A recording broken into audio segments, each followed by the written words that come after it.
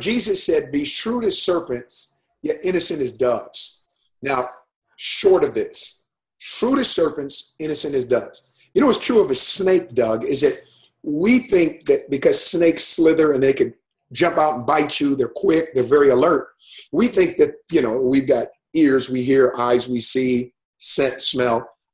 In terms of the way scientists and people that study animals, believe it or not, their eyesight is not super great.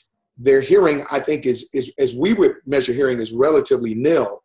But what they do is that tongue that comes out of their mouth, and if you ever see a snake, they're constantly doing that. They say that they collect molecules from the environment and drop it in what's called Jacobson's organ. When they do that, it's hyper. It's like, all these superheroes, it's metahuman stuff. Like now their sense of perception, their sense of scent. So they're constantly, so I thought maybe when Jesus said, be shrewd as serpents, innocent as doves, obviously the typical interpretation, be aware of the world, but keep our hearts innocent and understand the wisdom, even how things operate on planet Earth. But maybe another part is he was actually likening it to the serpent's ability, and this is the word I would use, to take constant readings of its environment. That the tongue is coming out, it's taking constant readings. So I'm like, hey, you're at Starbucks. Just stop. Everyone, sitting, drinking their coffee, doing their thing, but stop and just observe. Just look, watch a conversation. I've always been a people watcher.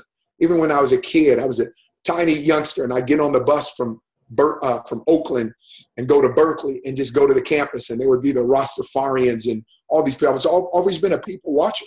So I would say a big tip is if you observe people, and as you're observing people, inevitably, it's going to happen. Something's going to jump out.